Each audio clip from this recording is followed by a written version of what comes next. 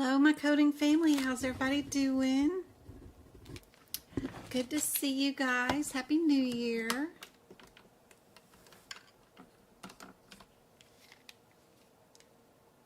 I hope you guys can hear and see me.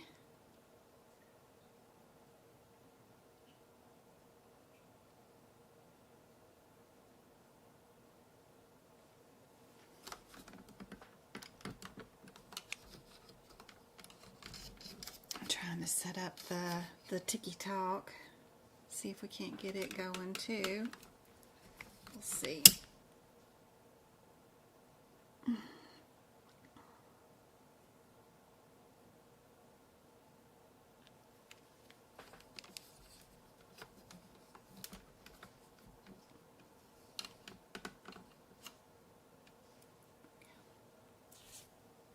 Hey guys, how are you doing?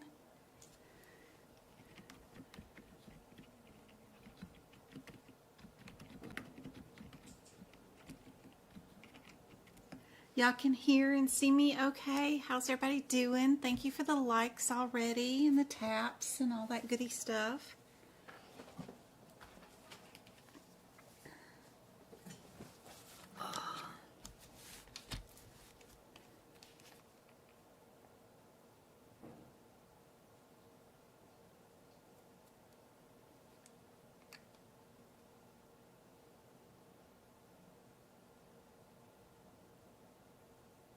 Yeah, I got out our ICD-10 book. I gotta take a certification exam this year for the teaching certificate for CPC. So I guess I ought to move some notes over to our ICD-10 book for 2025. Let's see. This over here to scene 2.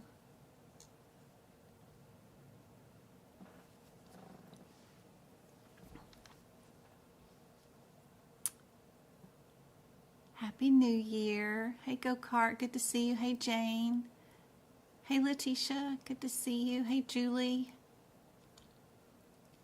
Thanks Go-Kart.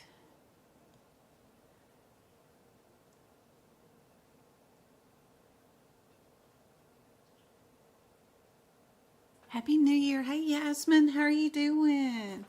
Hey guys on Tiki-Talk. Good to see you guys. So one of the first things that I like to make notes on, of course besides the guidelines, I probably won't redo those because I don't think there's anything new for 2025. I haven't found anything yet. But the 2024 notes are really good. But if I do need them for my certification exam, I write my guidelines at the codes, so not at the beginning. But this page is super helpful. One of our very first guidelines that we do have, after you get through going through all the little, what does the symbols mean, what does NEC mean, what does AND mean, all that kind of stuff. One of our very first guidelines will end up being this one, point number 8, which is our very first guideline that they'll test us on too, is our acute and chronic conditions.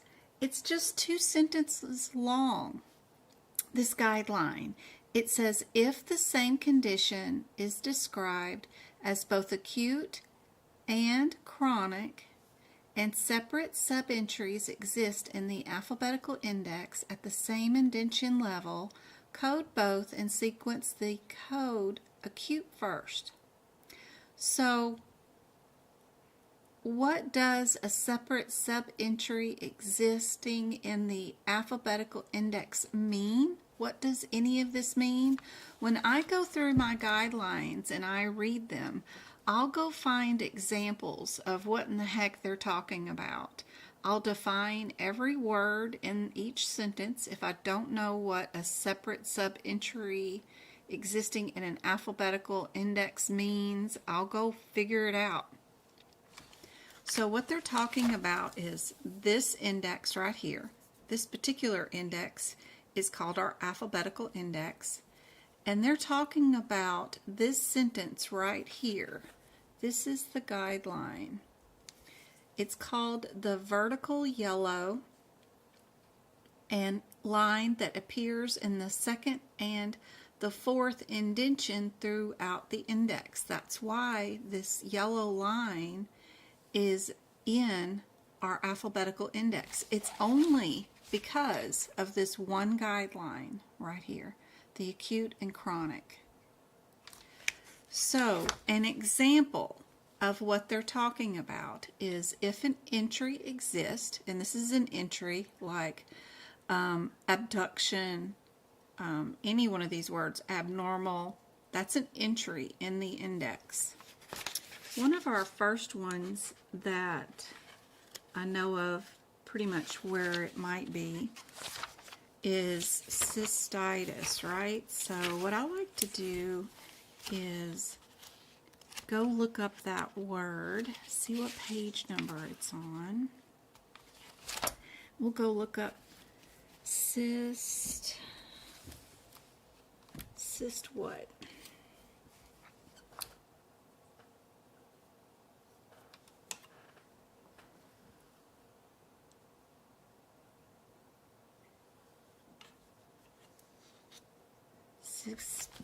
Cystitis, right here. Here is cystitis, and the word acute is right here on that yellow line, and then its chronic is on that yellow line.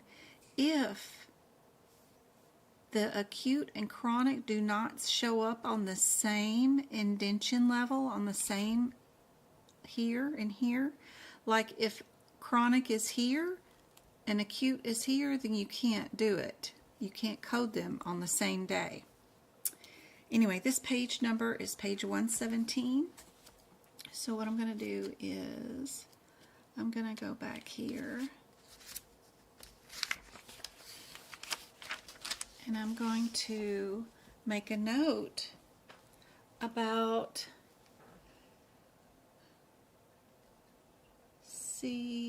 your guideline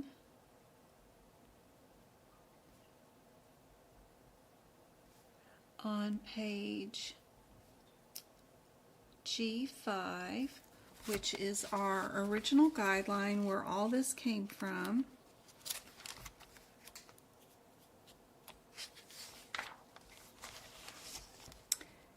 It is our guideline, which is under, what number is our guideline?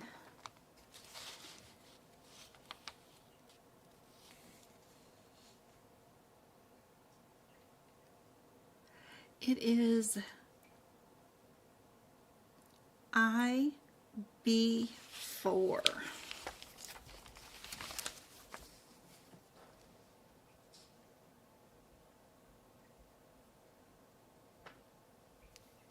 And we're going to look at an example.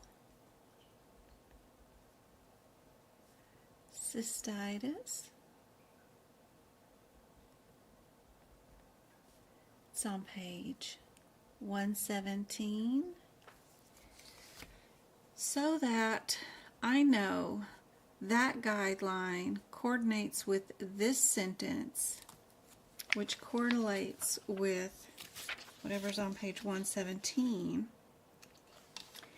And I really have a lot better understanding of what those two sentences mean, and I've marked an example. And then I've put that guideline guideline 1B, what was it, 1B8, 1B4, 1B4, right there, marked it, put the page number where it's at. There's another one, thyroiditis, we can go look it up. THY, thyroiditis, thrombosis,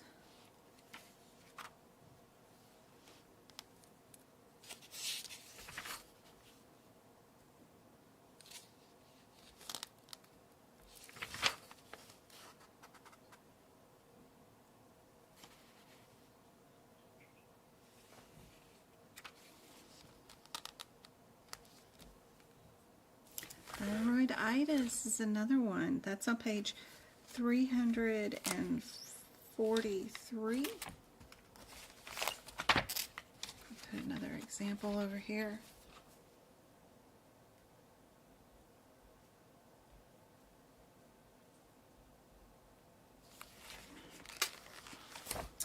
Over here we've got thyroiditis. We've got our guideline.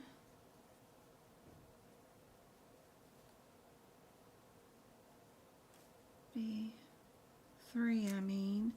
and then we've got acute and chronic on the same yellow indentation line. And just marking some of these examples, writing down what the guideline number is, adding all of that to those pages is super helpful. And then THYROIDTIS right there. And then you can go back to your guideline on G5 and you put your page numbers, okay? Examples of what they're talking about, of course, are going to be on our main page because we incorporated that sentence, right? So page 39 for what they're talking about in the alphabetical index, and then we have example on page 117 and another example on page 343. If you do that for every single guideline, read each sentence, figure out what they're talking about, go find your own example of what it looks like and what they're talking about, write down and link it to your guideline, and then while you're in it and you find the examples, link those page numbers back to everything, so that no matter whether you're in the guideline or on that page or at the page where the example is, you'll remember that particular diagnosis code, whatever is tied to a guideline. You will eventually learn what all the guidelines are, and working in them, writing them out step by step is very beneficial. I think it's helpful for me. I can't learn unless I do. I can't read and learn something. I have to do it to learn it. So this is the way that I go through every single guideline and go find an example and then go write the page numbers. Here's some of my notes from last year. The next set of guidelines, you know, what page number the examples are on. Even the punctuation. When you're going through the punctuation, what page number would you go find an example of what they're talking about? And then go highlight it and put it down, and then mark what and label what guideline that is, or what part of this lovely index that they're talking about. When you're linking up all of your guidelines, you know, a lot of people don't even know what does, you know, guideline IA3 mean. If that's all you're given is IA and then the number 3, you're supposed to go find in your guidelines that that's talking about the use of codes for reporting purposes. Why are we even using codes? That's what they're talking about. Do you understand if they give you just the guideline ICD to D, would you know what they're talking about and how to go find it? That would be primary malignancies. Which one would be primary malignancies versus what was previously removed? And then going to go find that guideline. And the only way to do that is if you are going into your guidelines, really reading them, figuring out what guideline is tied to what in the book, and then writing the examples down, and then writing down your guideline numbers that go along with it. ICB or IB3, whatever that one was. That gets you a really good knowledge of your guidelines.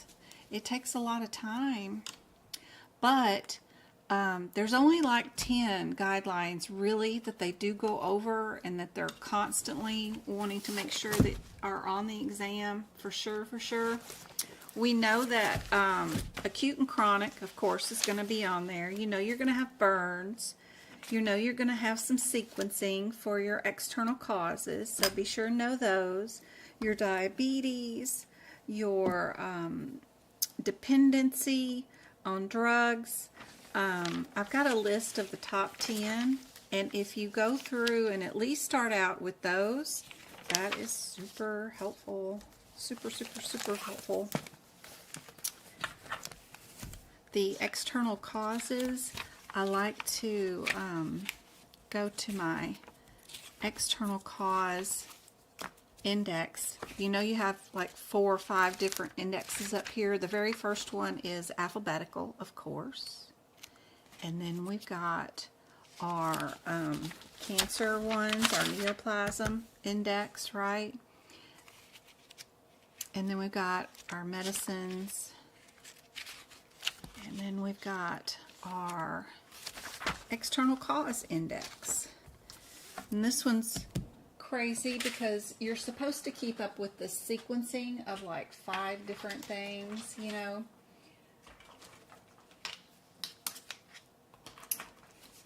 So every time somebody has an injury or something, you're supposed to keep up with the sequencing of all of those.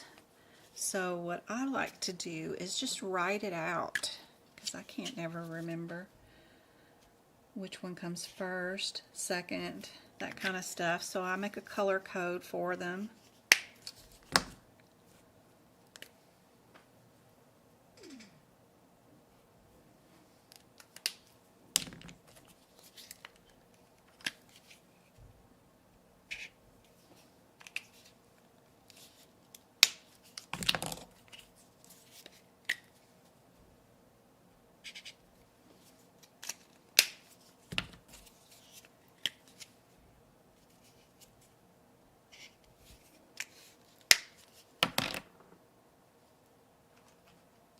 So our first one, number 1, is cause. And then number 2 is going to be our intent.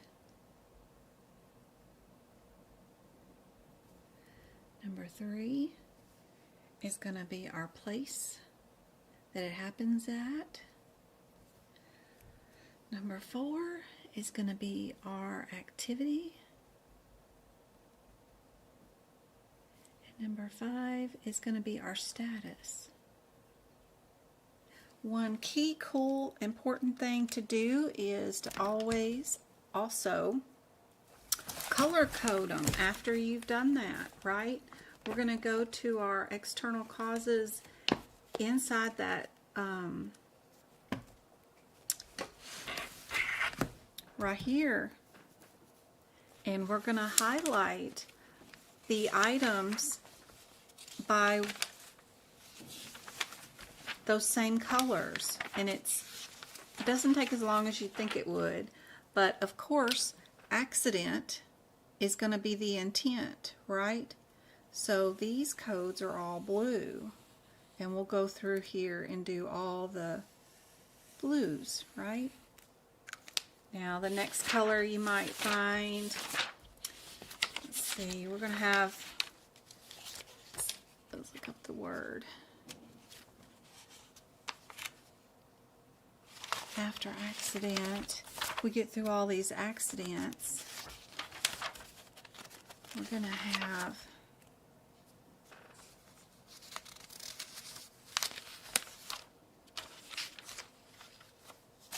activity.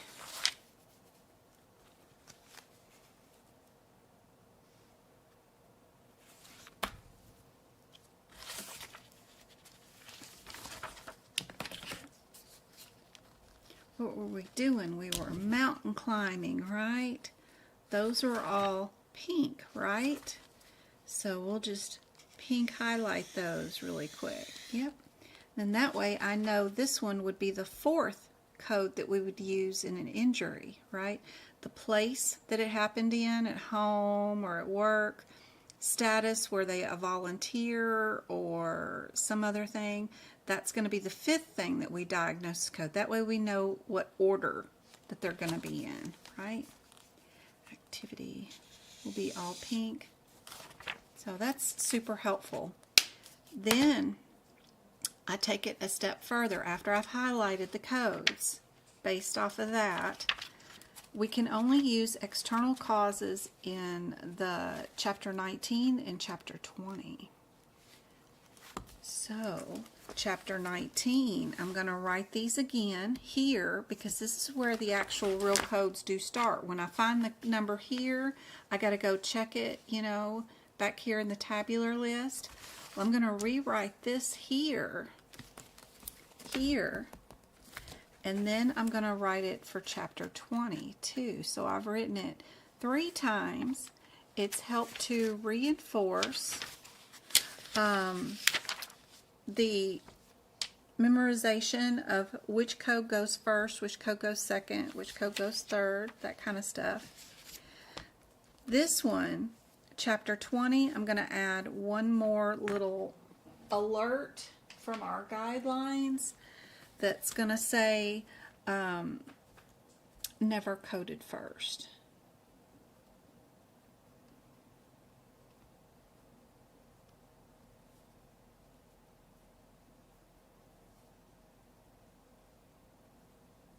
That comes from our guidelines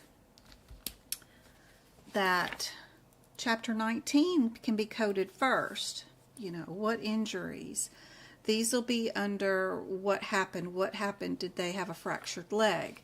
That kind of stuff. What can't go as the very first and only diagnosis is external causes that are back here, like it was due to a car wreck. That's not the very first diagnosis. We don't diagnose a patient with a car wreck, right?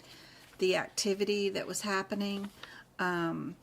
So we remember that anything with a W or a V, those codes are always going to be sequenced back here. The activity and status are chapter 20s, and they get coded last, 4th and 5th.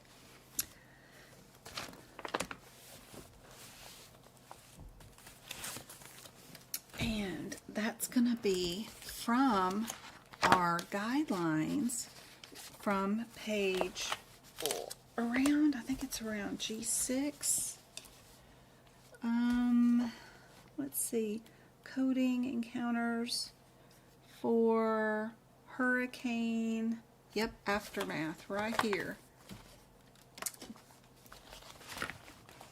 Right here is where we have our external causes, and it'll say in here about which one is coded first, which one's coded second, which one's coded third, that kind of stuff. And you can highlight and keep them still in the same color code, like green was our status, so that is our person status. Where is that? There is our person status, is the 5th thing that is coded. Our pink thing is the fourth thing. So that is the activity that they were doing. And then the blue thing is supposed to be the intent. Right there. There's the intent.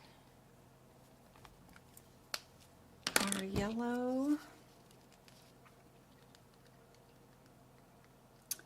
And that's going to be our place that it happens. And then the cause. Where's my...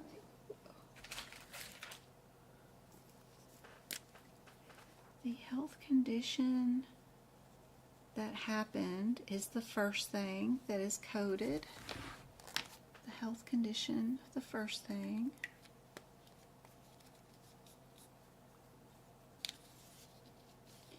And here is our place. That is the third thing. You can do another color code here on the side so that you can mark those again in the correct order. Our first one is orange. Our blue is next. But you can see how physically putting your body through marking these in multiple locations and writing out the guideline multiple times helps reinforce the knowledge of the guideline. Just practicing questions was never enough for me. I always had to write things out to learn them or do something with them physically to learn them. And then this is right here at the guideline. So we've got number 1 is cause. Number 2 is our activity. 3, or no, it's not activity, it's intent. Sorry. Y'all don't follow me. Don't do it as I do. That was our activity is the pink one. That one's going to be our intent. Intent. Our place. Our activity. And 5 is our status. Were they a volunteer? Were they in the military? Were they teaching at the time? That kind of stuff. So I've written it here. I've written it at the index, the alphabetical index, where they start. I've highlighted all the codes that are under which color code they go to, and then I've written it again at chapter 19 and 20. And you'll remember after writing it 4 times like this that there is a set way you color, you know, you got to code what happened and the place before you worry about the activity and the status that they were doing. That there's a whole sequence in these, the way that they're set up. Plus, you'll remember when you're taking your exams that T codes go first and that V or W codes go last. And if you see any answers where a Y code comes before a W code, you know you can get rid of that code as a possible answer because it's out of sequence. You know you got to do your W before your Y's. So if you have not gone through those steps with your guidelines and you're struggling with them, that's what I do with mine.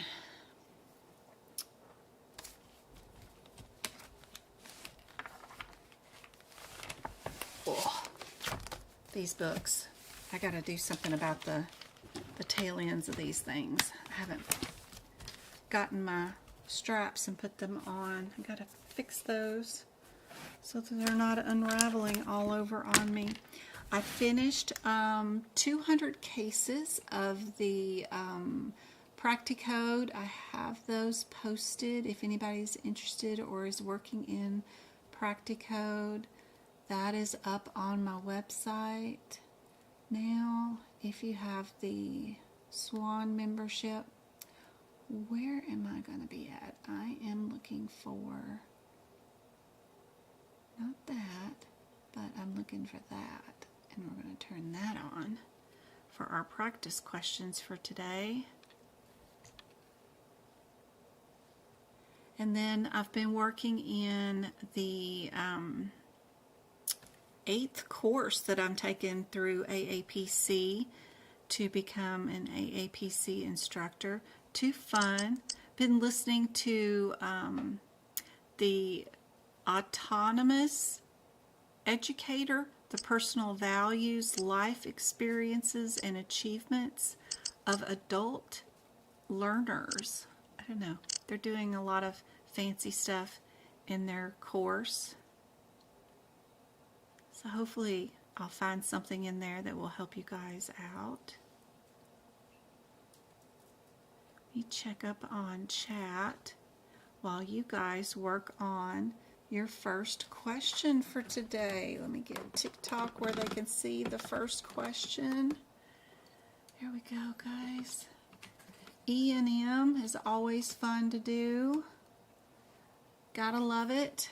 There is a better view if you guys are on TikTok. If you guys want to watch on YouTube, I am streaming direct from this computer to your device on OBS. So if you want to see a direct screen view without the extra stuff around it, you can go watch this on YouTube.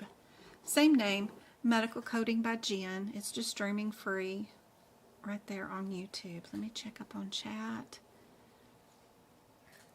and see what all I've missed. You're having trouble with Practicode? Awesome. Hopefully I can help you out, Julie. Yes, yes, yes. I got to put up the class for Sunday. I do.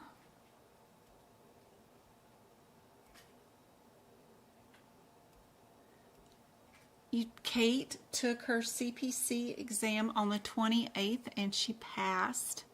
Congratulations, Kate. That's awesome. I hope I made it a little bit less stressful for you. That's wonderful.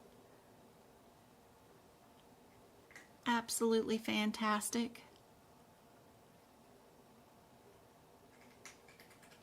Look at my Practicode scores.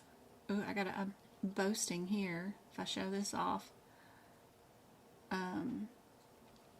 Wrong one. Let's see. Not that. What is this? It is a snipping tool, but let's see.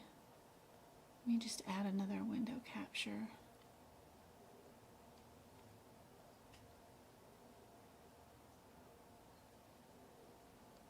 That's not working. You're not going to show it off? Why not? Oh, such a pain. Let's see.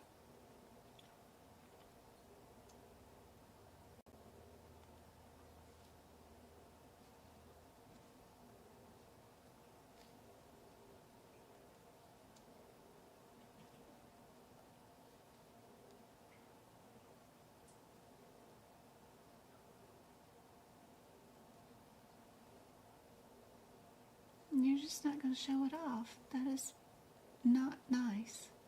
Let me see.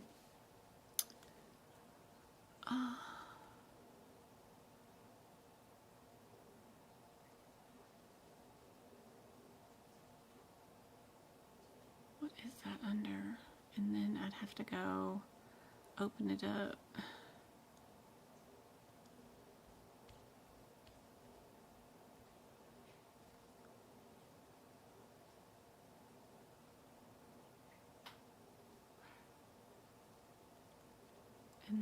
here, and then here. So then properties.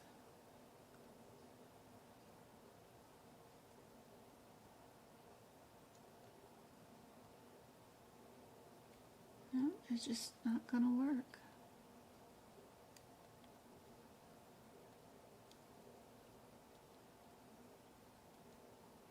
Wow, it still won't even show up, even if I bring it up as a screenshot. Oh well. Anyway, I got a 99.1% average on the 200 cases I've got done.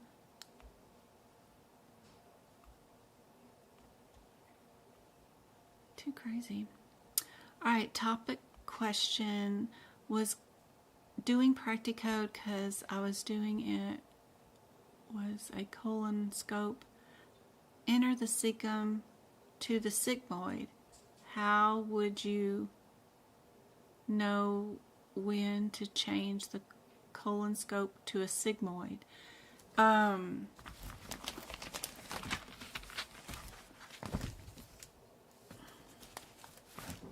Where's the books? Where's the books? All right.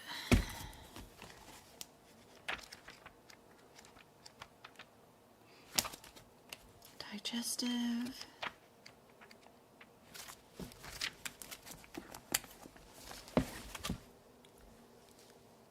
Where is the camera? So to answer that question, you use this chart in your CPT book, and you follow the decision tree. Was your colonoscopy a diagnostic or therapeutic? Were you going in there to remove polyps, something that you already knew was there, or was this a screening? And then you follow the directions. Does not reach the splenic flexure, then you code this, which is the sigmoid. If you go beyond the splenic fixture but not to the cecum, then you code this. If you go all the way to the cecum, then you code this. But you just use this decision tree is how you figure it out. That is an important page. It's on my list to have tabbed at the top to know for your exam.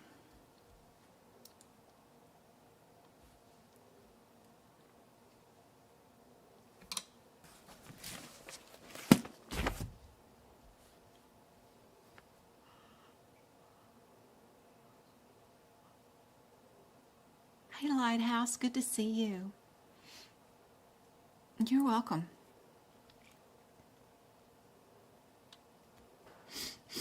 I took my CPC exam on the 30th. Oh, she made a 68. Great score. You are going to do fantastic. You're 2 questions away. That's awesome.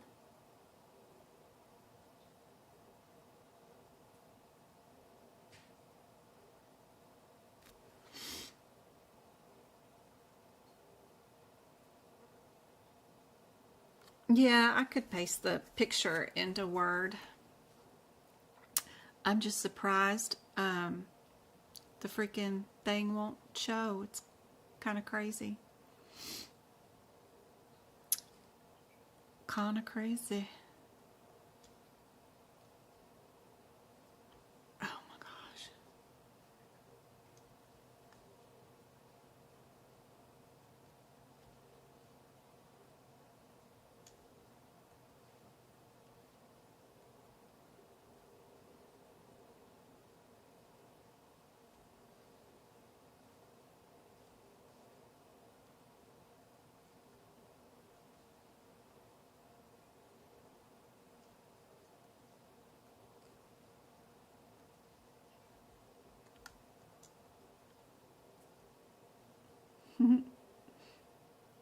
There you go.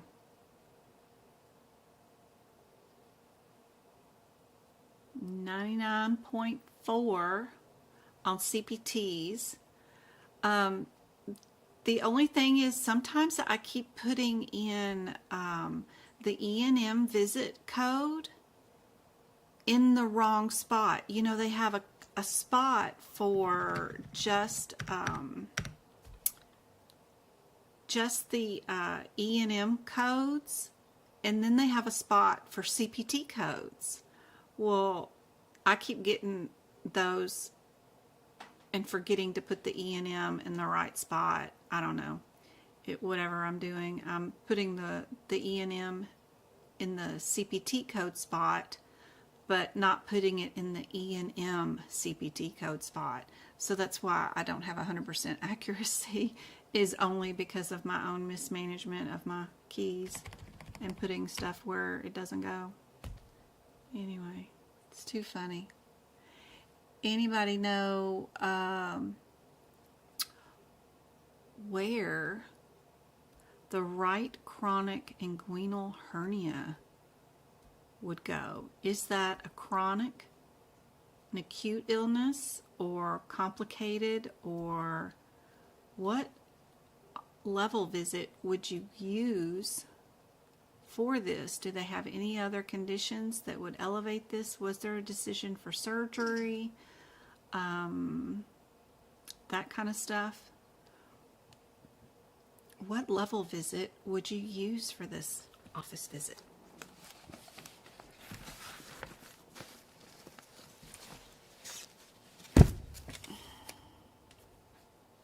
Hey, Twinkle. Good to see you.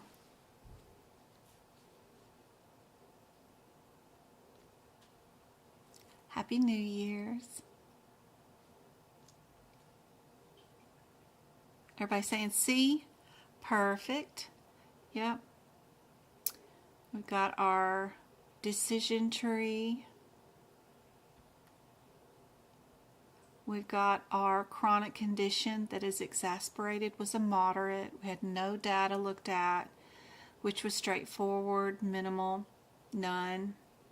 And then we did elect to do surgery, which was moderate. So we did keep our moderate.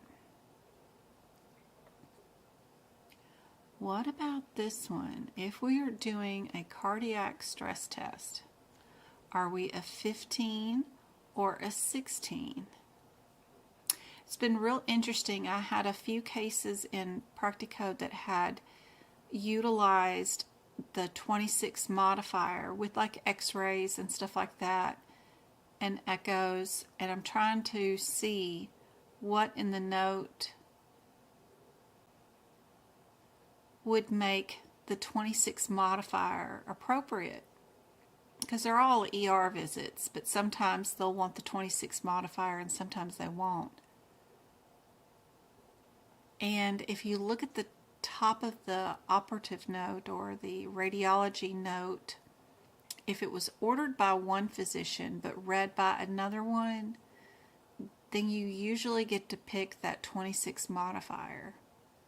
So if you see a different name at the bottom than what's at the top, then you get to use your 26 modifier.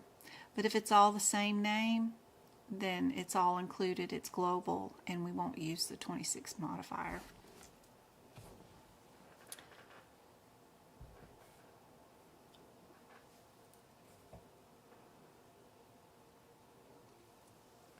Would we have a 1 code as the answer for this question, or 3, or 2?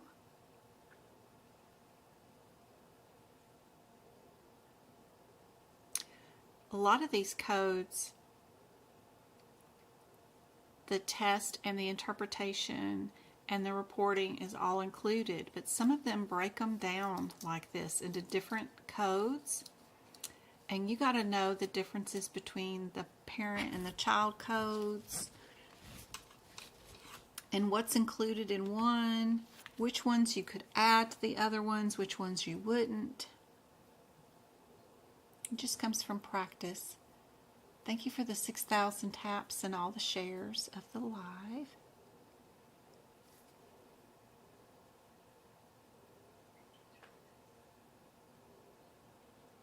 Natty Nate, thank you so much for hanging out. Good to see you. What do you guys think is the answer? We got some C's and A's. nothing that is the correct answer.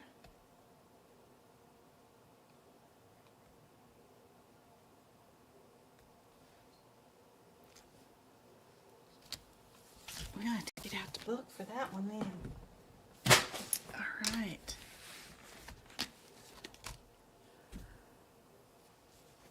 We got 930.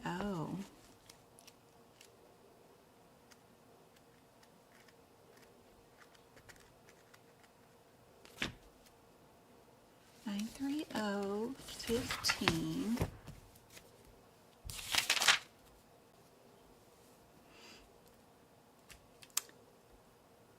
Or 16.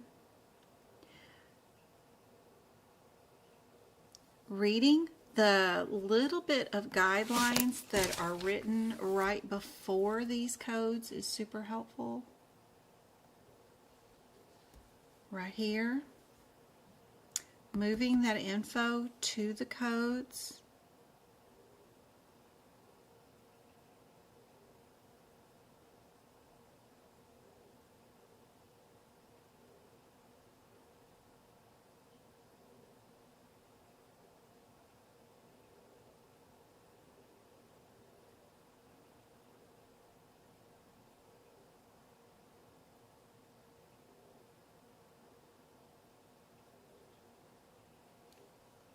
The physician supervised, and the physician interpreted the report.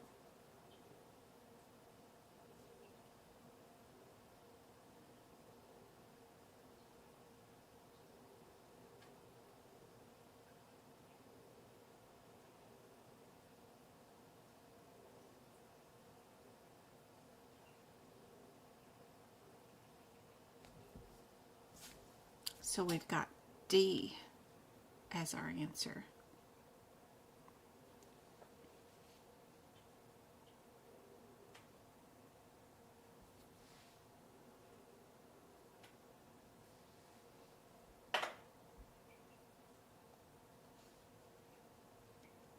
Here's our codes that are in our electronic version of the book. Our physician supervised and interpreted the report.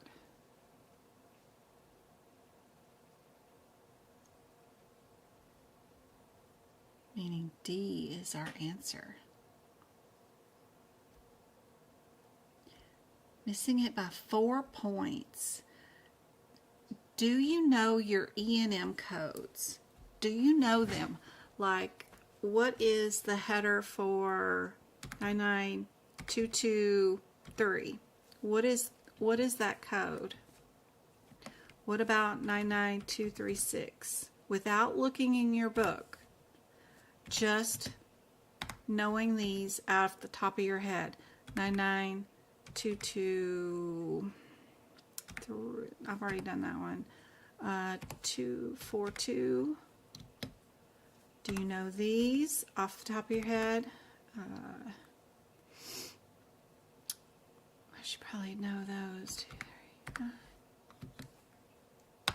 Do you know them off the top of your head? That, you know, we've got admit, hospital. We've got admit and discharge, hospital. We've got consult, office. We've got discharge. If you don't know your headers for your E&Ms without looking in the book, that's a great place to study, because it will give you a lot of confidence and help with your E&M score. And that area has more questions in it than a lot of the other areas. So you can bring up your score a lot if you know your headers really well in your E&M section, just by sight. You can make yourself some flashcards for this and practice and learn those. I have some that you can print out, but super easy one is to learn your headers of your E&M codes. I don't know if you'd really call it easy, but it's a great place to start to build up those last bit of answers that you need to get correct. And E&M is a big area on the exam because the last 10 cases at the end could be all E&M, plus you have 6 codes, 6 already questions built in that are all E&M. So it's a great area to find some room to do better in. Also watching my repeat duck classes where I have advanced classes that I hold on Sundays. They're like, or Fridays, I mean, for 2 hours where we do the really tough practice exam questions that are meant to confuse you, where you're going to get the wrong answer if you don't know where this particular parenthetical is or guideline is. The most missed concepts, watching those replays are really helpful, and those are available on my YouTube channel if you have a YouTube membership. Speaking of that, let's give away some YouTube memberships. Let me send them some money. Oh yeah. Woo.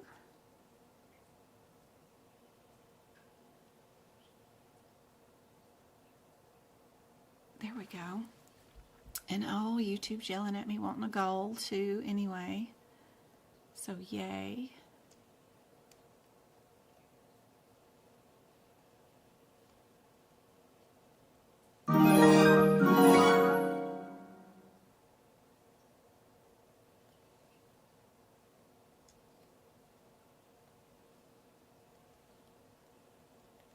And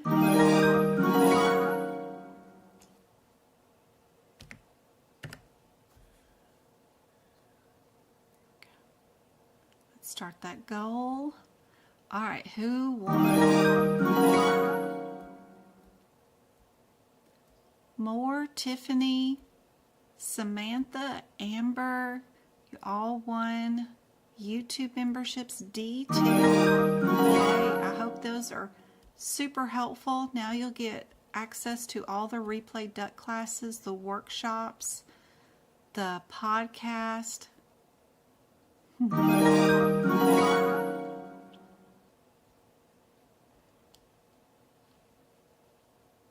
There's rationale right there. It's because the test was done at the hospital, and then the physician is billing for their own professional services.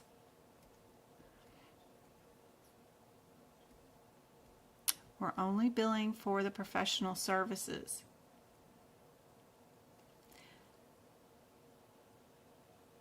The test is done at the hospital. The physician is not present, right?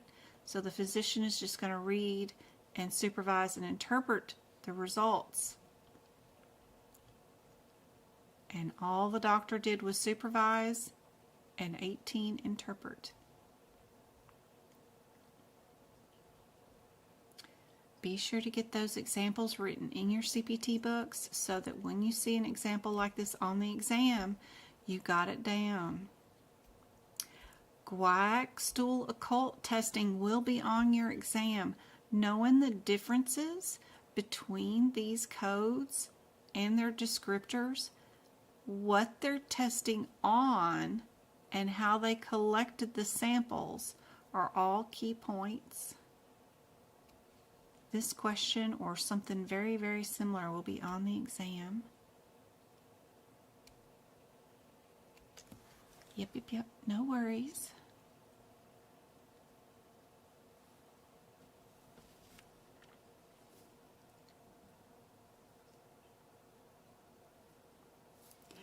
Yes, I gotta turn on tutoring. I do have some time. I need to turn it on.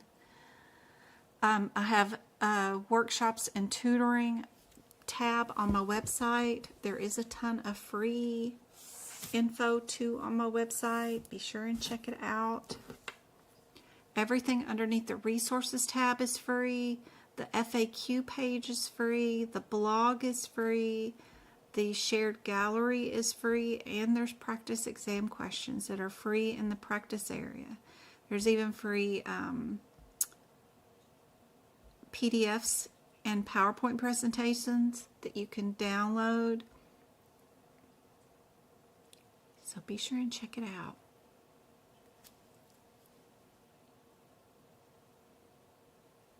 Everybody got C? Here's your differences, what they look like in the books, on those codes. Did we gather the sample from other sources? Right? Be very, very careful. Knowing whether you're doing blood or whether you're doing stool. Where did you get it from? That kind of stuff. Super helpful. Highlight those differences between those codes so that you can just scan that page and know that maybe stool samples are always blue and pink samples are always blood. I don't know. Pick out your own color coding scenario and color code those codes. That's what I do. All right, we have psychological crisis situation. I've heard this particular set of codes have been known to be on the exam. Knowing how to figure up the minutes is super helpful. Especially if they add in something like drive time or something to the scenario, knowing whether you can bill that or not. I heard was on their exam. Somebody was stressing out on Facebook the other day about hydration that was 30 minutes, right? But the CPT code descriptor says it does 31 minutes to an hour, right? Well, if you have hydration for a patient that's 30 minutes or less, then what happens? You just don't bill it, right? Because you did not meet the requirements to bill it. Just because you did something for a patient doesn't mean you're going to get paid for it. So pick the answer that does not bill for hydration. Things like that are always on the exam. Don't make it too difficult on yourself. Don't stress out. If you did not meet the time or did not meet the requirements to bill it, then it's okay not to bill it. Usually the answer is always the cheapest answer. So if there is no billing, then that's the cheapest answer, right? If there's only one code versus two, it's usually just one code.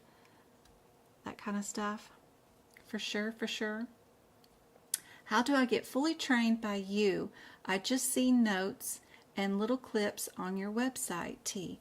I am taking the AAPC's course right now to become a teacher on their website. I mean, you don't technically need to have a course. I did all this without a course. You can self-study and pass if you want to. I teach for free, 100% free, 3 days a week, 2 hours of my time, 3 days a week for you guys here on the internet.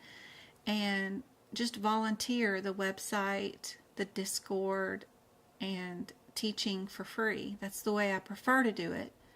Now, I know some people are hard pressed and they really absolutely must take a course before they sit for their certification exam just because they really want to have that full experience. And I am going through AAPC's training right now to become one of their teachers, and will provide a course at some point if I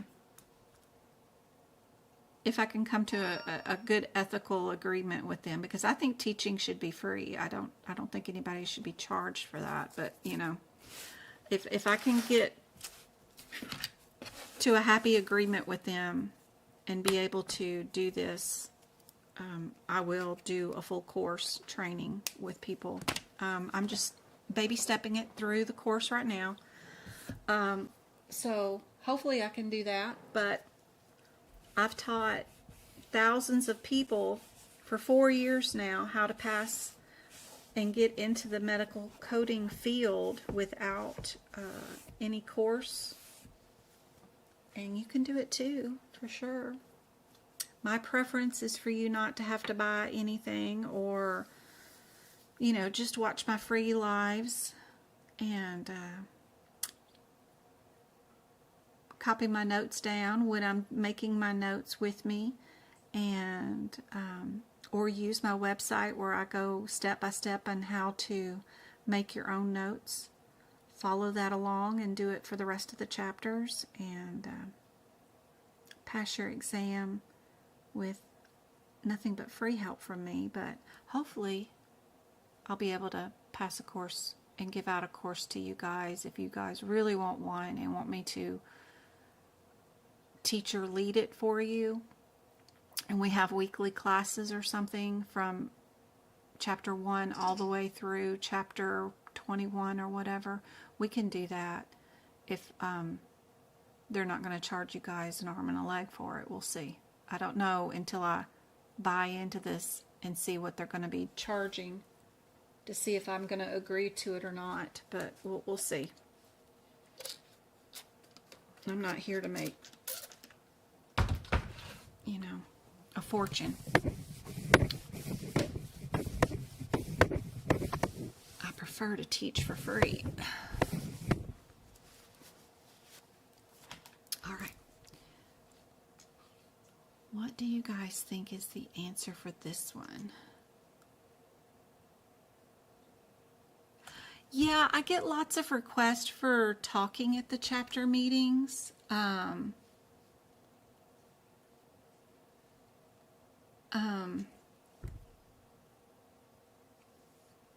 And they'll send out these emails to me all the time and ask me about, what do they call it? They got these fancy terms. They call it like what my reparations or something would be or something. I don't know what they're talking. I'm like, dude, if you want me to talk, I'll talk. I'm there, you know. And then I'll email them back and forth about what subjects they want me to go over, and then it comes down to a date, and then they never finalize with me. It's really weird. I have taught as virtually with a couple of the schools, people that are CPCIs, and I've done 2 webinars for one school, and that was fun. It's just some of them flake, you know, after talking to me for a while, and then they find somebody else or something, maybe. I'm not sure. I'm not quite sure if they like me or not yet, so I'm really not like every school's cup of tea. I like to teach from the exam point of view, not from a medical coding point of view, because I feel like a medical coding point of view changes for every office and every situation. There's nothing uniform in healthcare, right? So my medical group in California doesn't make claims for any labs. Everybody that we send to LabCorp, we don't bill a claim for it. They're capitated. So I don't know. It's just all different. No matter where you work, when you switch from one company to another company, you're going to have to learn how they do their policies and procedures on all coding and billing. It's just the way it is. And you go to another company, it'll be totally different. So learning from a coding point of view when there's so many different variances seems inefficient to me. My passion is to teach you how to pass the certification exam, and a lot of teachers don't teach that. They they're more interested in this weird, obscure fluff that doesn't really help people. So I'm not sure, that may be why, I don't know, I never end up, speaking for a lot of people. But there are some educators that do want me to help their students pass their certification exam, and they do book me. But I don't charge for that, and I'm happy to do that whenever. Absolutely. Happy New Year's, Mary Ellen.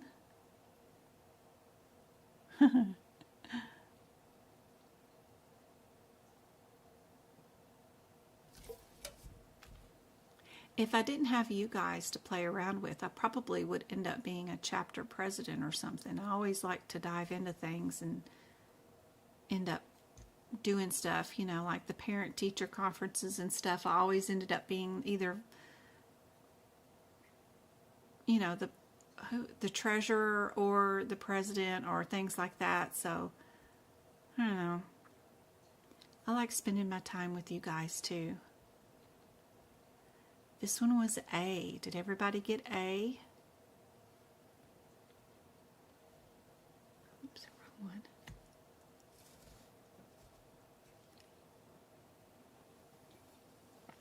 Where is the missed conception video you did on the other day? Most missed concepts? Is that what you're talking about, go-kart? Most missed concepts.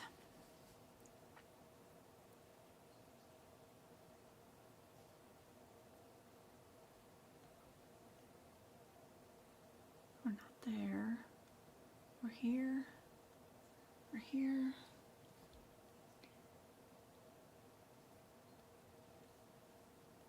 Let's see. Videos.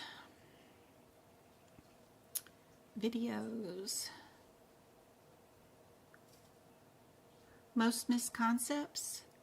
It's right there, the third one. When you hit videos, I've got this one for symptoms versus diagnosis. That one's a cool one. The My Ring versus the Tim Pan is always missed on the exam for sure. That one's a good one. You can always do the search feature too on my website and look for the word most missed. I'm sure something's going to come up here for that kind of stuff. Don't forget you can look up stuff like that on my website.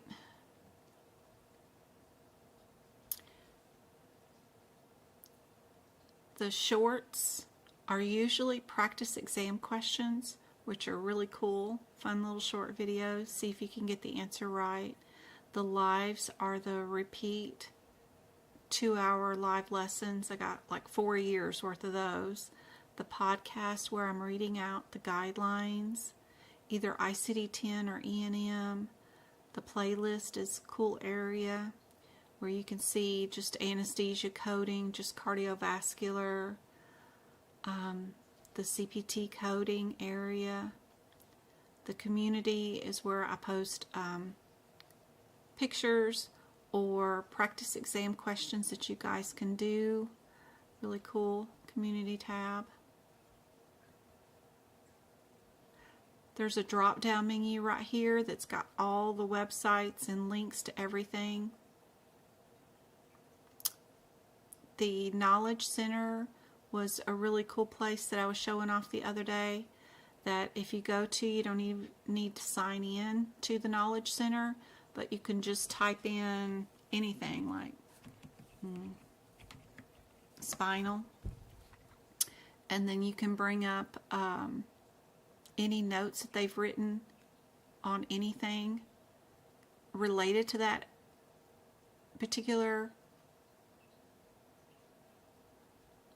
I always find really cool stuff sometimes in these things. I think that lumbar fusion was really good because they'll have charts, of course, which are great, but they'll have some examples. Remember, if you're going to code this or that, you need to have this.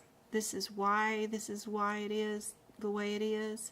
They'll do some case studies. Some of these case studies, the answer to it ended up being an exam question for a certification exam. So that's really handy dandy.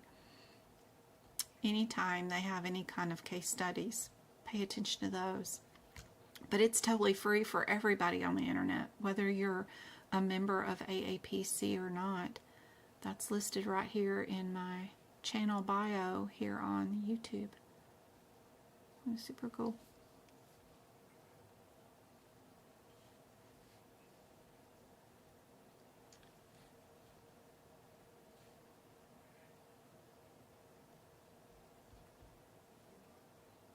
This one was on the certification exam this year. This little practice, most missed concepts. It was a great class. You couldn't find it? Some of the videos I played around with and changed the names on YouTube because of the conversations I was having with AAPC's lawyer. Like I can't use the word practicode. I gotta use the word practical application. So some things I did change and went through all like 600 videos, and that may be what I did with that video, is I changed the name of it. What did I do with that one? I did take some of them down too because they were too good. But then I put them back up. Wonder if I put that one back up. I think I know which one you were talking about. Let's see.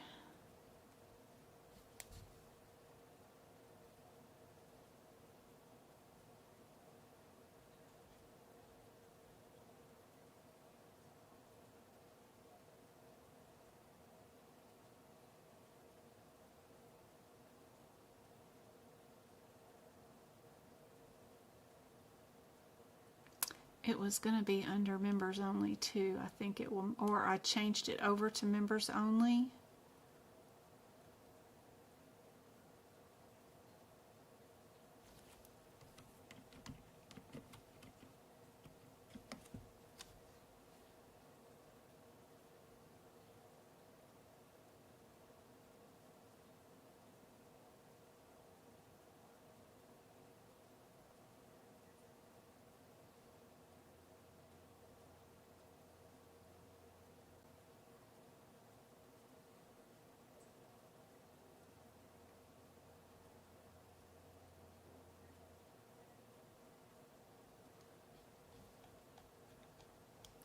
Everybody got the rash one correct?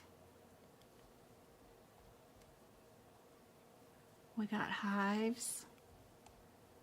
Here's a good anesthesia question. I'll look for that video on YouTube. Let's see if I still have it.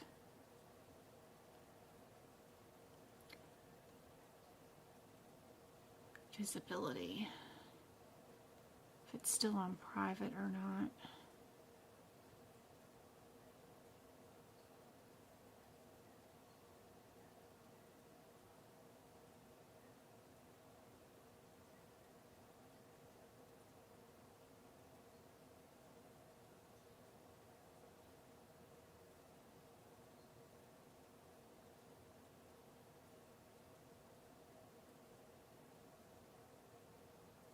Oh, I took down all the repeat lives from 2022 just because some of the code sets, they had changed a bunch in 2023, so I took down those.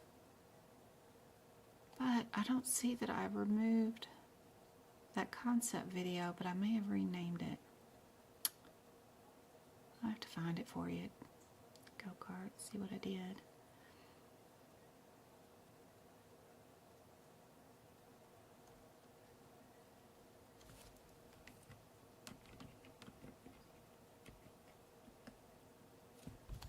Nope, it's Still got to be up then.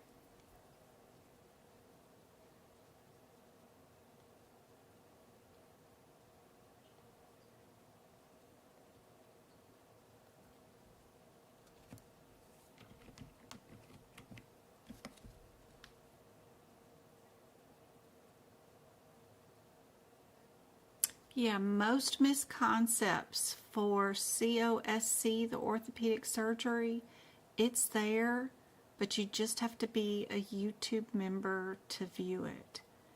It's from January 25th, 2024. It was, and then there's another one from the most missed ambulatory surgery concepts from December 18th of 2023. I just switch them to where they're only YouTube members can see them, is what I did. I had taken them down for a while, but they're back up, but they're under only members. There's one more video about lab and path, most missed concepts, and that one's under members only. Yeah. They used to be free on YouTube, but I get too many lawyer calls. So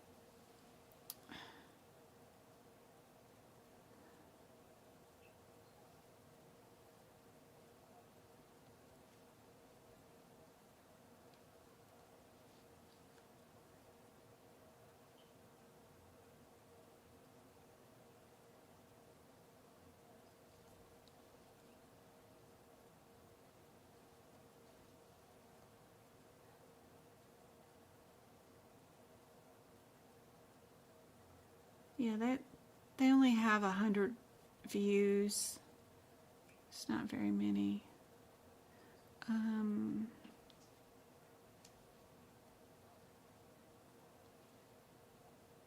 mean, I got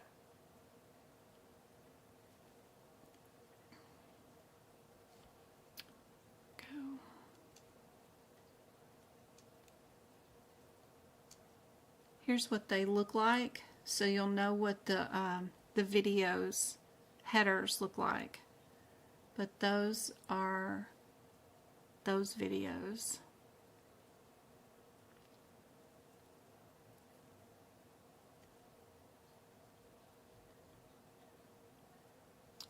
They're still there.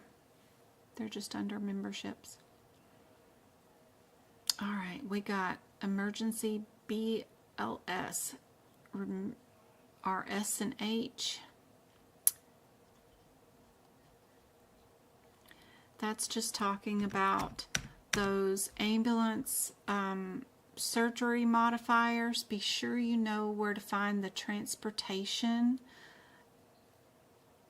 modifiers. They're only one little tiny letter each, right? They're super small, so being able to find this piece of paper in your HipPix book is critical. So S means scene of an accident, where H is your hospital, right? So they might look on the exam like they're doing a 2 code modifier, but you won't know where to find it if you don't know where the transportation single digit modifier list is at in your HipPix book. And I want you to be sure and be able to find that. This was the page number of where it's at if you're in the 2024 HipPix book, but it's AAPC's version of the book. It's not another company's version. It's only the AAPC version of the book that page number is on. And our answer, of course, is A for that one.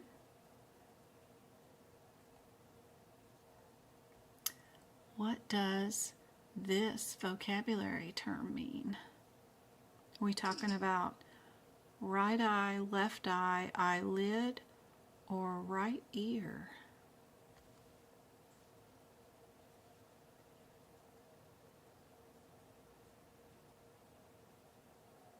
It's 3 pages after.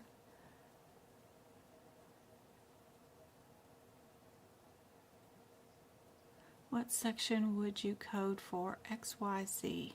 Make sure to highlight that in the beginning of the chapter.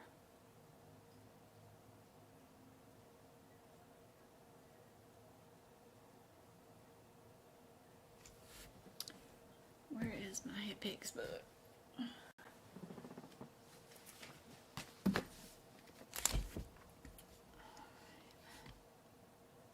Where is? So if you're in the HitPix book, we've got the beginning of the book. Come over here to the A codes, and in the transportation area you will find that one chart right there, DEGHI. It's right before HitPix code A0021 in this particular HitPix book. There's other versions of this book that are made by different companies, and they have different places that they put things. AAPC version of the book has almost 800 pages in it. It comes with a lot more information in it than any other versions of the book will ever have in it. It also will have your general correct coding policies. It will have 100 publications from CMS, also with tons of guidelines and rules and stuff in them too. Just a ton of information that you won't find in a lot of the other books.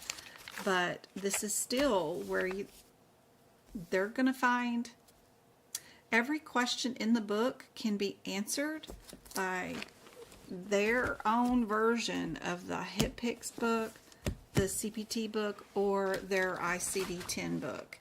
If you've got their versions of these two books and then the AMA CPT book, this is where every single answer to every single one of their questions can be found in their books. Every anatomy question, every guideline, every law, it's all listed in these books. But they don't tell you that, you know, you're at a bit of a disadvantage if you don't get their books. You find that out later.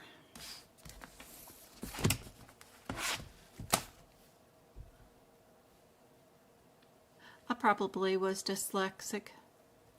The 3 instead of the 7. I suffer with that my whole life. Always doing that. This one is right eye. All right. Tobacco. When the patient has dependence and is using tobacco. How do you code it? Do you code them with dependency and history of use? Or one or the other?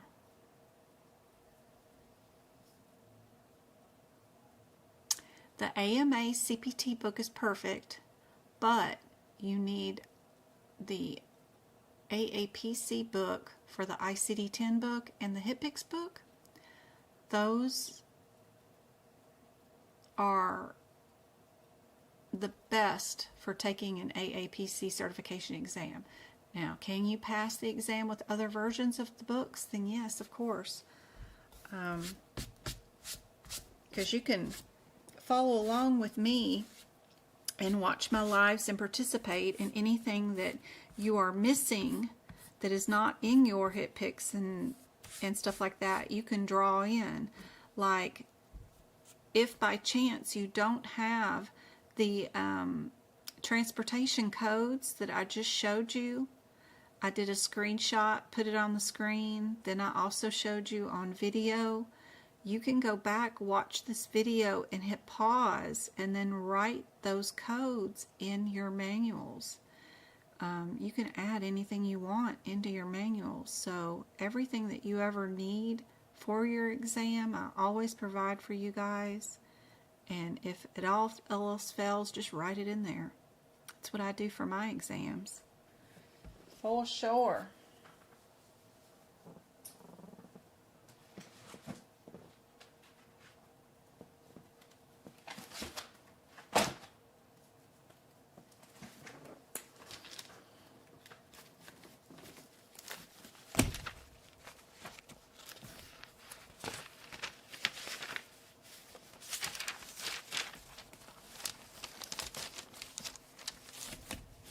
Just look at the nightmare of stuff I wrote in my book to pass my CPMA certification exam. I mean, you can literally write whatever you want in your books.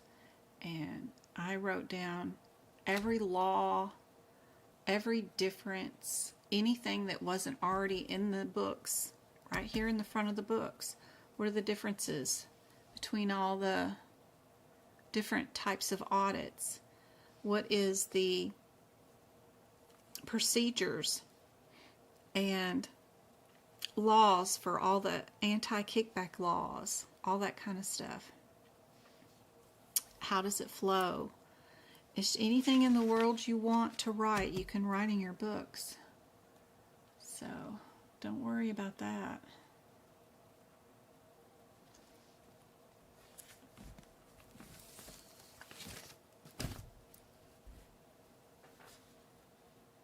It is an open book exam, so you can write whatever you want.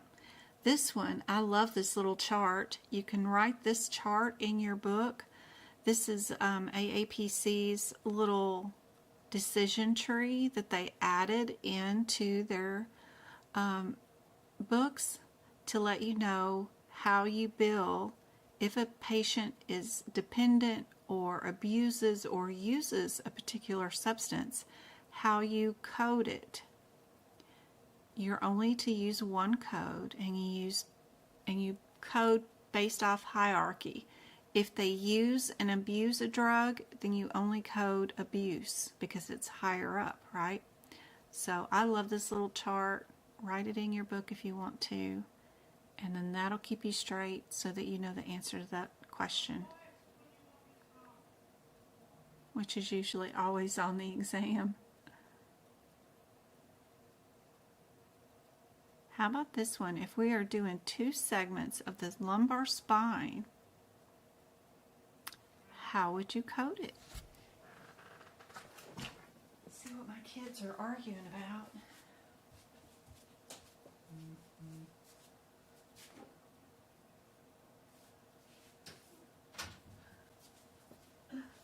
I don't know.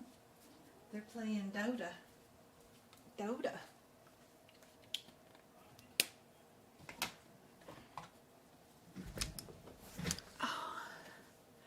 I do offer one-on-one tutoring. I just have the tutoring turned off on my website right now because it was the holidays and my kids are home from high school and stuff. And it's hard to do anything with them here. So I need to turn it back on. I keep saying I'm going to do that. But I do offer 2 types of tutoring. So I like to teach you how to pass the certification exam from the exam point of view. So if you want me to create a website or a practice exam for you and give it to you and see if you can pass the exam, then we can do that type of tutoring. And then the other one is just like if you just want to talk to me for an hour and get my advice on how to study, whatever is going on. So I have those two types of tutoring. If you want to practice, I'll give you an exam and I'll watch you live take the exam in front of me.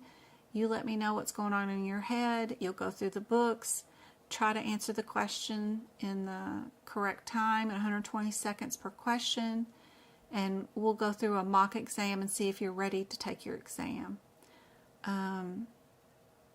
Or you can just visit with me for an hour and I can help you out with some advice on where to study, what to do, and all that kind of stuff. I just need to turn it on. I don't have it turned on right now. on my website. You're welcome. You just finished school and you don't feel prepared? Practice exam questions. 100%. Be sure to practice as many practice questions as you can. If you're going to take an AAPC certification exam, let me see, where am I at? Is that? Yep. Okay. There's my website. That's part of my website. So, right there. If you have not gone to AAPC's website and purchased any practice exam questions, you really need to, if you're going to take an AAPC certification, no matter what it is, come to their site, come over here to prepare for certification exam, go to practice exam questions, and purchase some of these. If you don't have the $80 for one of these bundles, you can't go over here to the specialty tab, do the drop down menu, and there is like CFP, that's like family practice. You could do that, or CEMC. That's all just E&M questions. These are a little bit cheaper. They're only $40 and it's for 50 questions. You can purchase these and then add to cart and then purchase them. But you really have got to practice those practice exam questions in their testing center area, because it's the same testing area that you're going to take all your certification exams on. Even if you're going to do your certification exam in person at a testing center, they're still going to shove you over here to their testing site, and you're going to take the exam on Scorpion on their system right here. So you need to practice in their testing environment, and they've moved all their practice exams to their testing environment, which is great. So coming here, launching the practice exam, seeing if your system is able to handle it. Even if you're going to take the exam in person at a testing center, you're still going to show up on exam day and be tossed in to this right here. This is exactly what you're going to see on exam day. You're going to need to know how to navigate it. Do you know how to find all your test questions? Do you know how to flag them? Do you know how to go back to them, find them later, all that kind of stuff, and move through the exam and turn in your exam at the very end? Do you know how to find your, the very end of the exam, find your answers and rationale and all that kind of stuff? And do you know how to find your calculator if you need it? Do you know how to find your timer if you need it? Do you know how to find your E&M calculator if you need it, and how to use it? All that kind of stuff is super important. So even if you don't do anything else, be sure to practice some sort of practice exam questions here on AAPC site.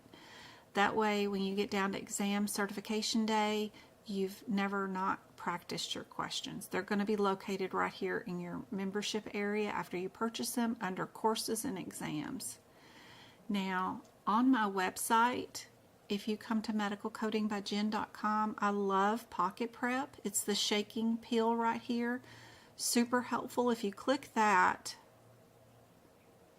you'll come here, click on medical, then click on the very top one. It is AAPC CPC practice exam questions. They do have 750. They're all in all 18 subject areas of the exam. They even have cases, coding guidelines, all that kind of stuff. Super cheap for access to all 750 practice exam questions. It is really inexpensive, and they have a pass guarantee. Love it. I use them all the time, and they tell you where the answers are if you have the same books that I do, AAPC's version of the ICD-10, the HitPix, and the AMA CPT book, they will tell you where page number the answers are at, and they're in the same format and just as difficult as AAPC's practice exam questions. So they're wonderful. They're great practice exam questions, and for the price, it's great. I've bought a whole year's worth so that I only have to pay for the $8 a month. But you could even just do 1 month for $16 and practice like crazy during getting ready for the exam. You can practice these remotely on your cell phone or on your desktop. They go with you everywhere. Also on my website, if you want practice bonus questions, I do have a membership for $8 where you get practice questions that I wrote. It's called a duck membership. If you want to, you'll get access to these practice exam questions. You just click on the answer and it'll tell you whether you got it right or wrong. And then you get bonus practice PDFs that you get to download right here off the side if you want to. But this whole page is all E&M questions, the entire page. You get access to all of these, all the integumentary, all the cardiovascular, all the anesthesia, all those pages. If you want to do them, you just click on one of them. It'll tell you whether you got the answer right or wrong. And then you got bonus PDFs that you can instantly download over here. Just stuff that I found over the internet that I think is super helpful for that subject matter. Like we're in cardiovascular right now. So all these pages over here to the side are instant downloads of probably pictures and stuff. This is PDF coding, all kinds of cool stuff. But there's a whole page of cardiovascular practice questions. But you could join this and then instantly cancel your membership, but you still get 5 weeks of it. So when you do join my membership for practice exam questions, go straight here to your drop-down menu on your page, go to subscriptions, and you can hit cancel right away. And then you won't get the monthly subscription charge every month, but you'll still get access to all the practice questions for 5 weeks. So they're all located there. Super handy dandy, but there is a free practice area right here where you can practice questions. But that is your main goal, is if you're done with your course and you're fixing to take your exam, you need to find as many practice questions as you can and practice them. Anything that is not in your manuals, get it written in. Like, do you know the trimesters of a pregnancy? What is first trimester, and if a patient is 16 weeks pregnant, are they first or second trimester? That information is not in your manuals, so having that down is super helpful. Here are the CPT codes for these lumbar decompressions or thoracic laminectomies. B was our answer for that one. I've got 2 hours of free live lessons that I do 3 days a week. All those replays of all those videos with all the practice exam questions are on my YouTube channel. You can turn the volume down. Don't even have to listen to me. Just fast forward all the videos till I flash an exam question up, right? Pause the screen. Set a timer on your phone. Give yourself 2 minutes to do the question. See if you can't get to the codes. See if you can't figure out what the differences are between these answers. Look for those differences in the question and then release the video and see if you got the answer correct.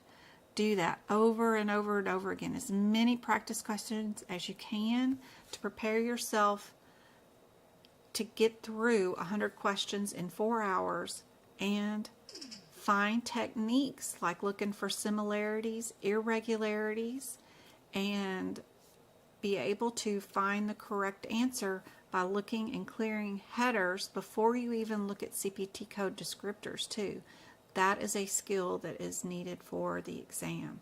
So learning how to get into your books, looking for the header differences on these codes, because you know that 8-7 is going to be in a different body part or a different surgery. Some of them are excisions and some of them are insertions. Do you know your headers for these codes?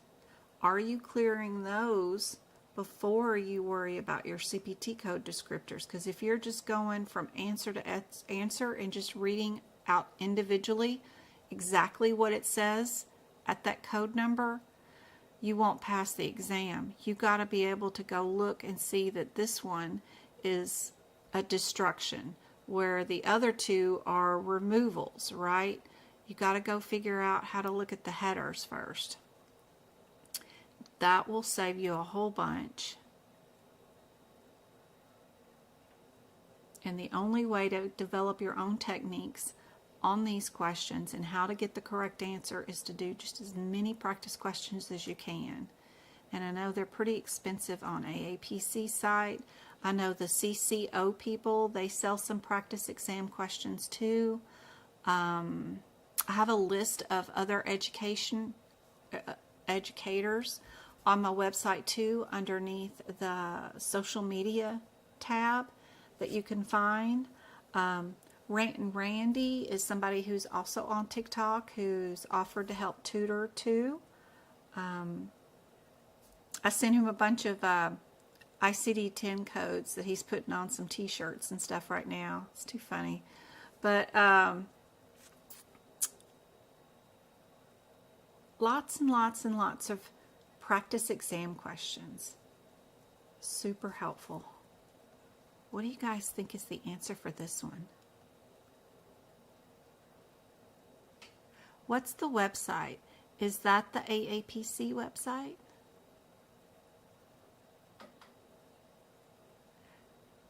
I probably do have an opening before the 20th. I have, I like to do tutoring on Tuesdays and Thursdays. So, yeah, I just need to go open those up. Because I thought we had 2 cheer competitions to go to this month in January, but we don't. We only got 1 we got to go to. So that's not until the end of the month. So I need to go open those up so that we can work. The boys start back to school on the 6th. So that will be great. Get them out of the house for a few hours a day. And then I can help tutor some guys. So my website is medicalcodingbyjen.com, and then the AAPC site with the Knowledge Center and the practice exam questions is, of course, the AAPC site. Everybody saying A? A is your answer for this one. Good job. Do I recommend in-person testing or online? Kind of interesting question. I work from home, and I have since 2013, so I'm used to crap not working, networking issues, internet going down. I have 2 separate internet providers. You know, I've seen some stuff and dealt with some stuff, so I know how to quickly deal with collapsing computers and stuff. I have multiple computers here. If things go awry, if you barely know how to get on the internet and you have one device that can only get onto the internet when the sun's out correctly, then don't take this exam from home. If you don't know how to deal with any internet interruptions, or if you frequently click the wrong key and you don't know how to get something to turn back on, don't take the exam from home. Go to a testing center and get it done. One cool thing about doing it at a testing center, you don't have a live teacher staring at you, watching you take the exam the whole entire time, all question. You just go into a room and use their computer and do the exam. Their proctor or whatever might be sitting in the room with you or outside the room supervising, but it's not like as invasive as taking it at home with a live teacher staring at you. I mean, they might have 4 people going on at the same time, but it's kind of different, you know. If you're comfortable with networking issues and you got great internet provider and you are prepared for things to not go great, then wonderful. Take it from home. I've taken a lot of certification exams straight from home, but I've had to climb up on my bed, switch out light bulbs because they didn't like the particular light bulbs that I've had in my room. They have looked underneath step stools, underneath keyboards, and most of the time I just forget they're even there. But it's just that in general, when you start the exam and you log on and connect to them, sometimes the audio goes down, sometimes they want to ask you to go get sheets and blankets and cover up stuff that is ridiculous, like a cat tree or something. Just be prepared for immediate stress and things to be not, even though you prepared, that they're going to give you a bunch of other hoops to look and jump through, and that's fine. And let them pick on you and nitpick, and because the exam doesn't start until you see the first question, so you don't have to worry about how much time they're taking. Let them take all the time in the world, and don't let them fluster you. If you got to change a light bulb, then go find some light bulbs. If you got to run to the neighbor's house, whatever, you got to get some light bulbs, but just don't let it stress you out and upset you is the main thing. And then if you can just go with the flow and you got great internet and you know how to deal with technical issues, then don't worry, then do it from home. I forget they're there. Once the exam starts, I'll forget they're there and I'm just working away. And then I got to remind myself to, oh yeah, let them know that I'm done. Sometimes they just disappear and they're not even there anymore, and you can't find them to tell them you're done with the exam. Don't worry about that either. Just, disconnect. But just know it's all being recorded. Whether you do it at a testing center or you do it live at home, if something goes wrong that is inappropriate, that was out of your control, have aapc review the tape and tell them you want to retake on that exam attempt. I don't know if the guy or your instructor was singing the entire time. I don't know what could happen, but just, don't worry about it. It's all being recorded, and go with the flow. What about this documentation? Where are they at in the body when they say this statement? I find it's easier for me to pass solo from home, even under all those stressful conditions. Being in a room with other people taking the exam is always distracting to me. It has always been that way my whole life. I'm more worried about them and what they need than myself, and I can't stay focused on me, myself, and I in the exam. So just depends on you. I felt like yelling at the proctor.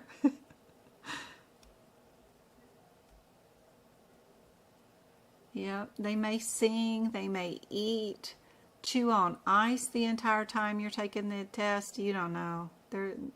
People are crazy. Is there a big change in the 2024 books to the 2025 books? For E&M, there is. So in the E&M section, we've got like a dozen new codes. Now, I do have a document that you can download off my website that will turn your 2024 books into a 2025 book. But this, starting here with these telemedicine codes, starting at 99215, all of this and those guidelines, all of this, all of these, and all of that is all brand new. We've deleted a bunch of codes, and that is new for E&M. Now, I did take a 2024 book, and I did turn it into a 2025 book by writing these codes down. And you don't have the guidelines, of course, because we can't write all of this in there. But it's not that hard. It's these are new patients. These are established, right? And each of the new patients are either straightforward, low, moderate, or high, right? No big deal. Anybody can figure that out, even without a guideline. These are new, these are established, and then they're the same tier that we're used to. Again, with these, another set of codes, like one set will be video, audio, streaming. One set will be just audio. You know, those were new. These were the established. And then we have a couple of random codes that are just, it doesn't matter if they're new or established or whatever. They're just brief check-ins.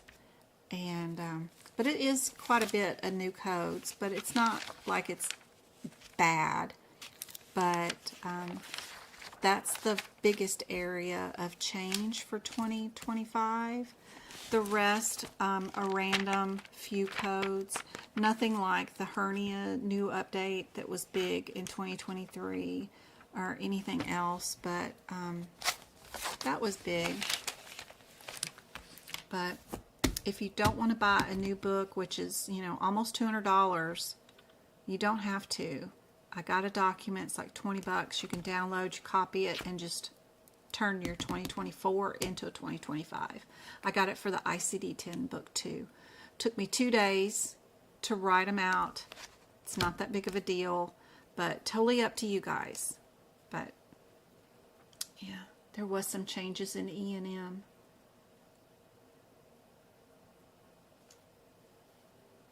This one, everybody got it? OS, right here. That's our internal and external OS. Yep.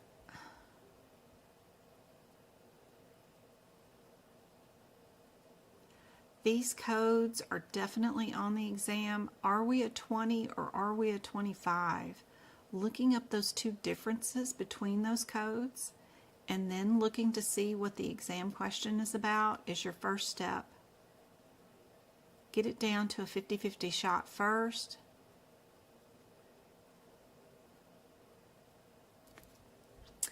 I'm recently new to your YouTube channel and now a member.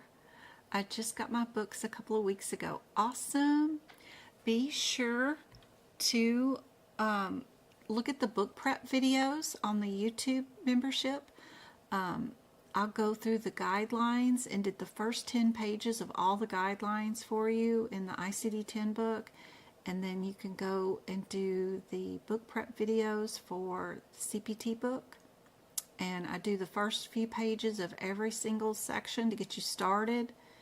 It's a great way to get your feet wet and start knowing what to do to these books to get them prepped and ready for your open book exam.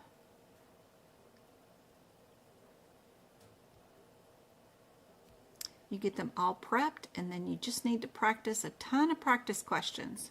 Build up your speed, learning to get to the codes the fastest, most efficient way possible. Remembering to look at your parenthetical notes, clearing those answers right away to get rid of coding irregularities. Then looking at your headers,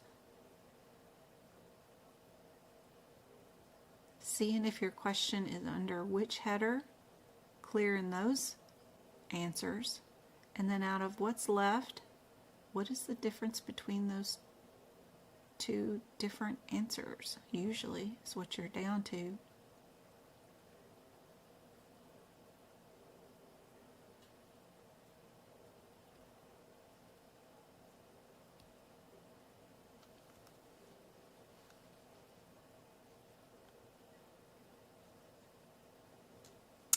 A.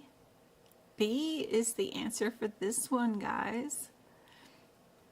Looking for patterns in our answers, right? 3 of our answers have the 5-9 on it. If you're going to bill 2 codes under the same or around the same header area, the first 3 digits will tell you that you're under the same header area. What do you need when you're going to be billing 2 codes together, right? One of the common things that you often need is either 5-9 or some other modifier to let them know that yes, I really did do 2 procedures.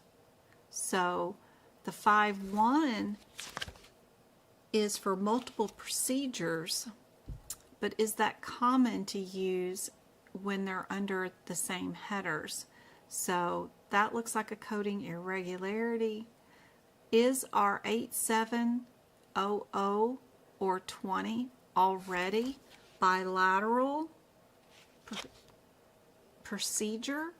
If it is, you know you don't need that 50 modifier. You know those are coding irregularities. So the only thing that is left that is not a coding irregularity is B anyway.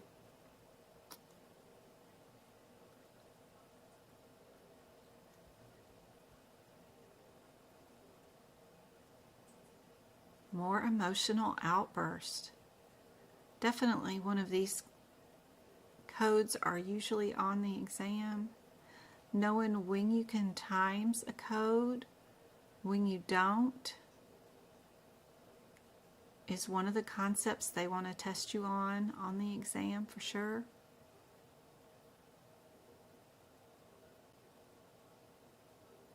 Twinkle's helping out. Thank you very much.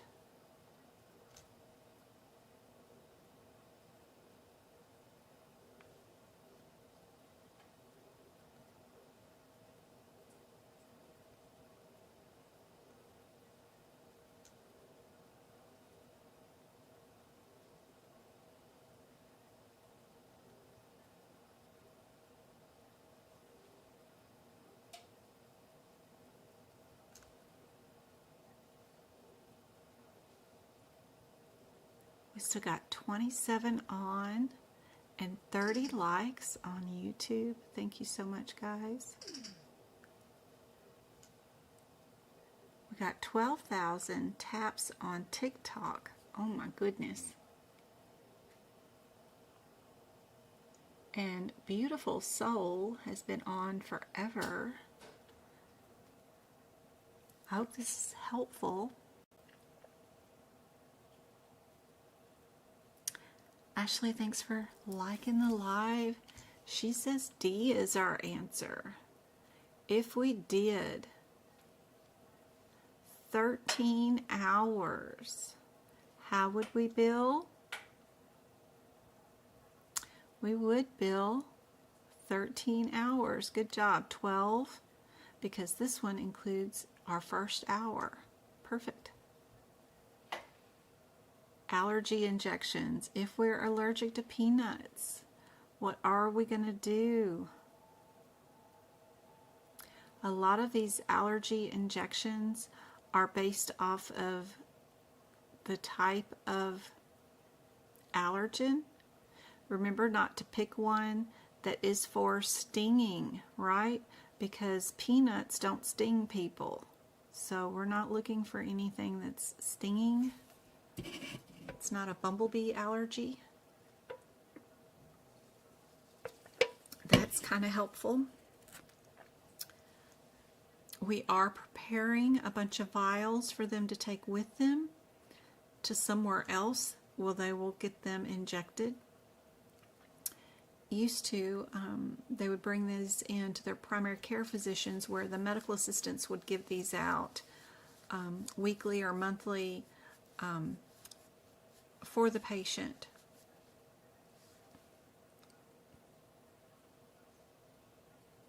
To keep costs down. So they won't have to do a copay every time they see a specialist and stuff like that, just to get their weekly shots.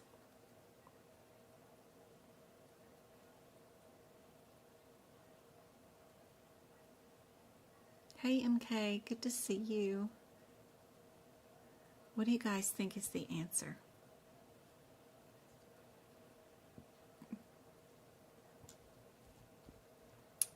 B. Did everybody find that one for the allergy? Vials?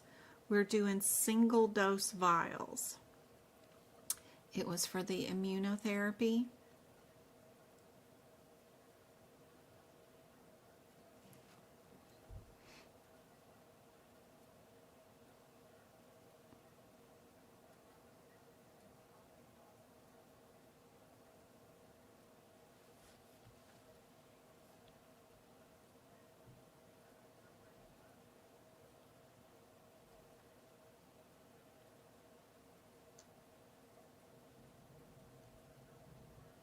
All right, what have we got here? If I do, those are all window captures? What is that? 4. There we go. There we go. There's our practice exam question area on my website. There's our practice exam question area. That is the free one on my website. So if you need anything, we're going to be here at the medicalcodingbyjen.com website. Yep. And it's got our social media links. So if you want to join our free Discord group, that's where that link is right here. You tap it. The link for our pocket prep practice questions for the 750 questions is that shake and peel right there. It shakes at you. If you want to know what pens I use, what mouse I use, keyboard, cameras, that's all on the Amazon list right there. If you want the FAQs, it's really cool because it shows you about what Discord is, how to use Discord, how to set up your own Discord account, and then join our free Discord group. But it also has free links to how to get a grant from aapc for free books, how to get a free grant from Pocket Prep, how to go to the free classes that CMS offers too, which is a great place to go to. If you want to have a free course on ICD-10 coding, they have a free course that's up right now. It's an hour-long course, and you actually do get a certificate that you can add to your resume from CMS that says you passed an ICD-10 course. There is a lot of free courses. Another place to go into is grievances and appeals. They have 2 courses right there. You could get a job tomorrow working those if you wanted to pass those courses. But they're completely free. They don't even track you. You can take these courses an unlimited amount of time until you do pass them and then get your certificate. No one's going to care that it took you 52 times to pass them. It does not matter. But you can do any of these courses for free. Again, those links are on my website. Don't be afraid of my website. Really investigate and see, what is she talking about? What is this? What is that? What is she trying to direct me to right here? None of it's going to bite you. I'm not tracking you. I don't care. This is just a place to store free information for you guys. I'm just trying to help. If you want to know how to do your CPT books and make your own notes, just like I do, I have a page for that underneath the resources. You just click on each picture. It'll tell you the instructions and what to do, including how to make your own anatomy notes and ICD-10 notes like I make my notes. There's even videos to watch that are totally free. Shows you how to do the digestive system notes right there. And then the rest of them are on my YouTube channel under the YouTube membership, which is $5 a month if you want to watch the rest of them. But these are here for free. The blog is totally free. There's job resources here. There's how to code eye exams, how to code spinal exams, how to do E&M, all kinds of stuff free practice exam questions and stuff are all located inside all these blogs. And it's all free for you guys. There's a free practice exam question area right here where you can practice exam questions. Just click on what you think the answer is. It'll tell you if you got it right or wrong. You can leave some comments here, all kinds of stuff. If you want to add some comments to the questions, you can. You can share your thoughts right here. Add some GIFs. Whatever, you know, GIFs, like I did. I added a little bear here that says, don't forget to stay hydrated. There is shared gallery, which is all my favorite pictures, like how do I get an extra hour? What does the CMS certificate look like when you pass the course? I got one of those in here too. How do I get an extra hour to take the exam for ADA compliance? What pens do you use? What highlighters do you use? All that kind of stuff. How do you keep your books from unraveling? All that kind of stuff. All my free pictures are all located here, and you guys can add to it whatever picture you want to add. You can add to the media if you want to. You guys can add to the pictures, but be sure and come check out the website. Super handy dandy. Don't forget about joining Pocket Prep. It is wonderful practice exam questions. They do a great job, and I hope this is super helpful. The E&M flashcards are right here, so if you want to learn your headers to E&M, that's right there. The 2025 study guide is available, and the 2025 E&M notes are now available too if you want them.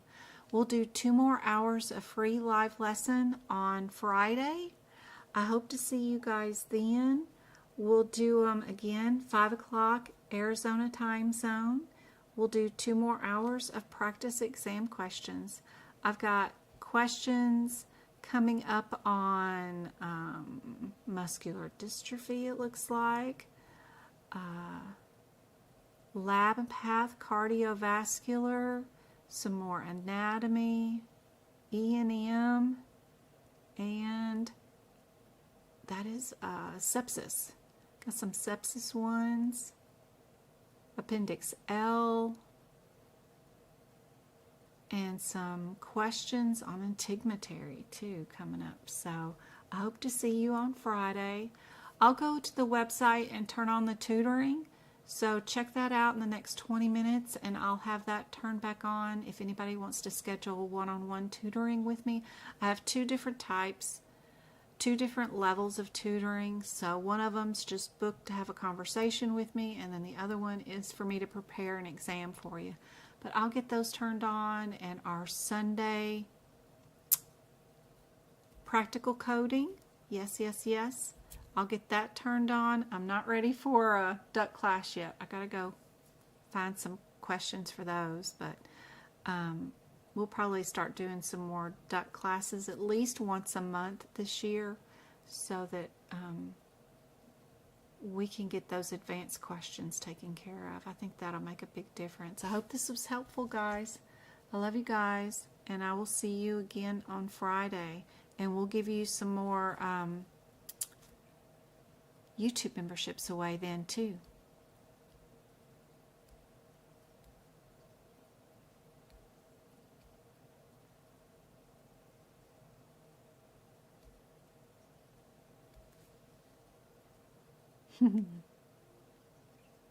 You took it in June and you failed twice. I found coding and watched your videos lives. Yay! And you passed it on the 28th. Lisa, awesome. Congratulations. I hope I made a big difference for you. That's awesome. Yay. Hey, Anointed. Love you. Good to see you. So sweet. Congratulations, guys. Yes, we will see you. I will get those set up for Sunday. I will see you on Sunday.